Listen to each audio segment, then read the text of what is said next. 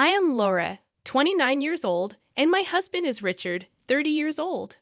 We made the decision to live with his parents because Richard often expressed his desire to give back to his parents someday, considering himself the eldest son. Richard's parents are incredibly kind and uphold strong values that I deeply respect. I believe that if we have children in the future, it would be beneficial for them to grow up around their grandparents, learning about society through their experiences. Therefore, I was in favor of the idea of living together. However, there was a catch in this seemingly perfect in-law setup. Richard's unmarried sister, Melissa, 26 years old, also lived at home. My first encounter with her was when I went to announce our engagement, and she remarked sarcastically, "So, you're the latest addition to the family, huh?" My initial impression of my sister-in-law was unfavorable. She seemed to disapprove of her parents' approval of me and displayed a bad attitude. A few weeks after moving in, during a meal, I was serving food to everyone at their respective places. Melissa suddenly exclaimed in disapproval, "Wow, what? You placed the food at your seat first." I was taken aback by her unexpected outburst. I explained that my seat was closest to the kitchen, but she continued to make a fuss, insisting that I should have served her first. Witnessing this, my husband stepped in, reminding her of the importance of respecting me as the wife of the eldest son. However, Melissa retorted, dismissing me as just another woman from outside the family, refusing to acknowledge the significance of our relationship within the family hierarchy. Melissa's remark about me not being particularly attractive and deserving to be treated accordingly elicited a furious response from Richard. Sensing the brewing tension between siblings, I intervened, reassuring Richard and diffusing the situation. "Richard, it's okay, thank you," I said before turning to Melissa. "I'm sorry. Next time, I'll serve your portion first." I had my reasons for diffusing the conflict. Family arguments were counterproductive, especially considering our shared living situation and the fact that Richard had informed me that Melissa was likely getting married soon, which could potentially change our dynamic. However, Melissa's condescending attitude persisted. She would demand things from me with an air of entitlement, criticizing me for not anticipating her preferences. Her demeaning behavior escalated, treating me like a maid. I noticed that she behaved differently when her parents were around, which made me hesitant to discuss the issue with them. One night after midnight, she arrived home completely drunk, waking me up with her complaints. Worried about her safety, I helped her to the living room, where she began to share details about her life. She boasted about her fiancé, emphasizing how different their situation was from mine. According to her, they could afford to order food from any restaurant every day, unlike us, who, in her words, were stuck with bland mushroom soup for the PO. Despite her condescending tone, I chose to remain patient and composed, realizing that her behavior was a reflection of her own insecurities and need for validation. The difference between us became starkly apparent. "I'm not like you, plain-faced maid," my sister-in-law sneered, demanding water in the middle of the night. I muttered my annoyance under my breath, but she, emboldened by a few drinks, fixed me with a sharp glare. "What's with that look? Are you defying me because you're just a maid, living off my parents? It's only fitting to call you that," she scoffed, repeating the word maid with drunken laughter. Despite my urge to retaliate, I restrained myself. I was determined to uphold social manners, especially for the sake of my unborn baby. My husband and I chose to live with his parents to support them. They were good people, and I wanted to help. Yet being looked down upon as a mere maid was infuriating. Trying to distract myself, I began cleaning, but the frustration lingered, my grip on the vacuum tightening. During my cleaning spree, I noticed wedding invitations on the table, suggesting my sister-in-law was getting married. Curiosity piqued. I examined the name on the invitation and realized I knew the guy. An idea struck me. Maybe I could put her arrogant attitude in its place. The day she brought her boyfriend home, I had just finished cleaning the balcony and garage. As I returned inside, she berated me for taking too long, oblivious to the fact that I was just 10 minutes past our agreed meeting time. I echoed her words, emphasizing maid, How many times do I have to tell you? You're basically the maid, she ranted. I smiled inwardly, confident that I could finally show her that being respectful to others, regardless of their status, was the true mark of class. I wouldn't have renewed your contract, I retorted, my words cutting through the air like a knife. Her face flushed with anger, her voice rising in volume. I calculated the perfect moment to strike. Anyone in the living room would surely hear her now. Maintaining an air of innocence, I went to serve the tea. And there he was, Michael. I called out to him just as Isis, my sister's fiancé, did. I had suspected our connection, and my hunch was right. He was her first love. Huh, Laura? Michael looked up in surprise. You haven't changed at all, still as funny as ever, I said, smiling at him. My sister-in-law stared at us, stunned, her head swiveling between the two of us as she tried to comprehend our acquaintance. Michael continued, more than acquaintances, she was my first love. My sister-in-law's face turned pale, and she almost collapsed into her chair. No way, you were engaged too. This woman, you were just a second-hand product. The word second-hand didn't escape my ears. People who belittle others often reveal their true colors. I seized the opportunity, repeating the word for emphasis.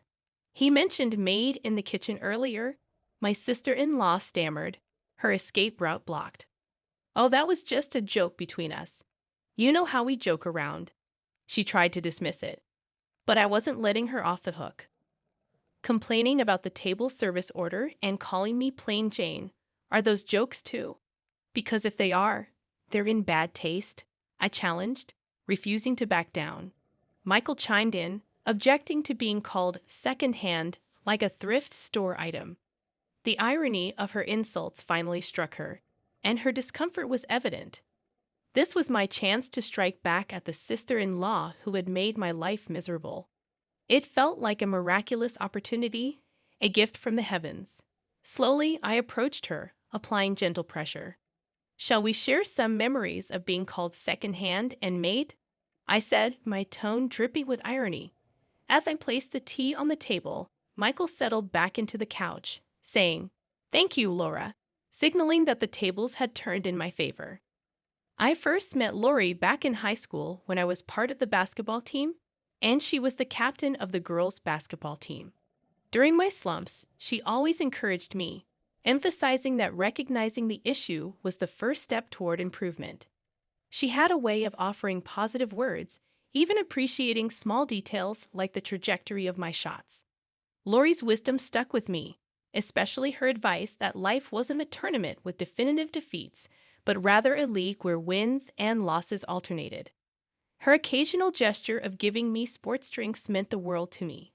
I must admit, I harbored a small crush on her and even asked her out, but Laura was incredibly popular. His expression remained stoic as he continued. After I asked her out one summer and got rejected, Lori remained considerate. She still treated me the same and even continued giving me drinks. My first love was a mix of bitterness and sweetness. He looked directly at my sister-in-law, accusing Laura of being called maid and me secondhand. Suddenly, I saw my opportunity. "I now understand the kind of person you are," he said, his voice firm. "I can't see us continuing this relationship." My sister-in-law turned ghostly pale and began sobbing, revealing her desperate circumstances. "I'm in a tight spot now. I even quit my job." He looked puzzled but remained stern. "You quit?" he asked. Before she could respond, I jumped in. "I didn't ask her to quit," he said. This unexpected revelation provided my chance. "Didn't she talk about how you wanted to be together forever? How, with your earnings, she could live a lavish lifestyle, ordering takeout every day?" I exposed her deception. My sister-in-law's eyes widened in shock. "You didn't have to say all that to Michael," she stammered, attempting to justify herself. I chuckled, confident in my revelation. Of course, I had to say it. After all, I know Michael. It's like watching everything unfold in a reality TV show, except I heard everything in person. Michael buried his face in his hands, clearly overwhelmed by the situation. "I never told you to quit your job. I mean, I didn't say to continue either, he responded, leaving her to confront her own choices and deceptions. Michael shrugged, voicing his concerns. Did you decide to marry me because of my university and my job? Normally, you wouldn't think of marrying someone who calls you secondhand. It became apparent that Michael was leaning towards breaking off the engagement. My sister-in-law, desperate to avoid that outcome, started making feeble excuses that didn't hold water. Calling you secondhand can't be helped. It's a stain on your past, sure, but while we can't erase the past, we can create a future, he retorted sharply. I intervened, trying to reason with her. I told you I don't see it as a stain. In fact, I see it as a good memory, he added, his frustration mounting. But my sister-in-law's agitation seemed to cloud her judgment, and she began to blurt out nonsensical words. How are you going to take responsibility for me quitting my job? Are you going to pay me damages and support me with that money? If that's the case, we might as well get married. Come on, marry me right now. Right this instant, she yelled, grabbing Michael by the collar. Michael started to speak, his voice trembling. I never asked you to quit. Just then, a trembling voice interrupted, and we turned to see my mother-in-law standing there.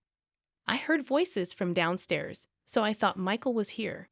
When I came down, I saw the two of you arguing loudly.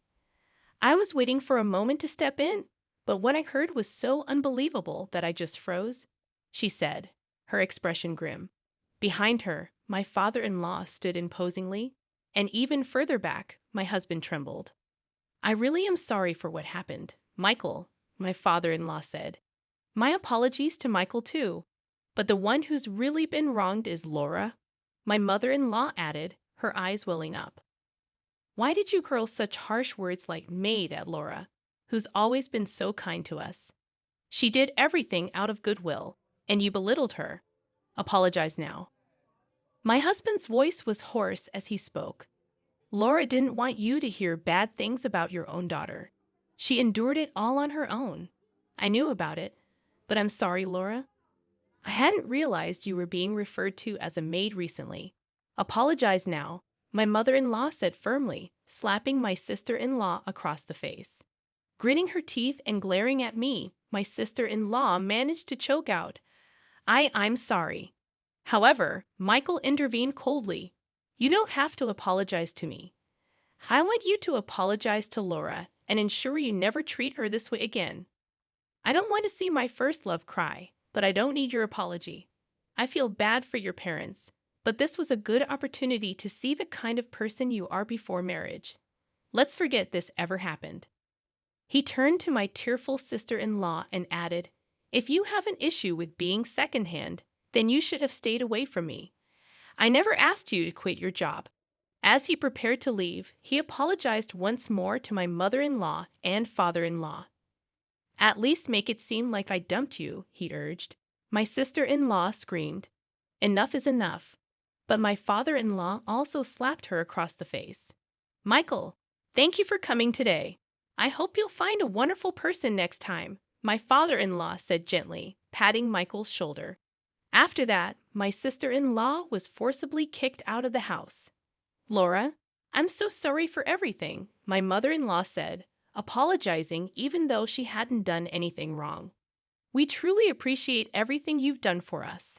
I married into this family because I really like you and Father. I want to be with you always, forever, I said, holding Lionel's hand. My in-laws disowned my sister-in-law, vowing never to let her near me again. Months later, my sister-in-law sent an email to my husband, asking for financial help, claiming she couldn't find a job and couldn't pay her rent. However, my husband blocked her in front of me.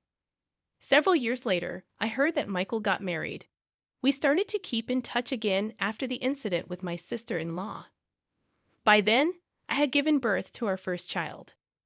When we have our own kids, I'd like parenting advice from you, Michael said. Yay, our child is so lucky to have grandparents who adore her, I replied.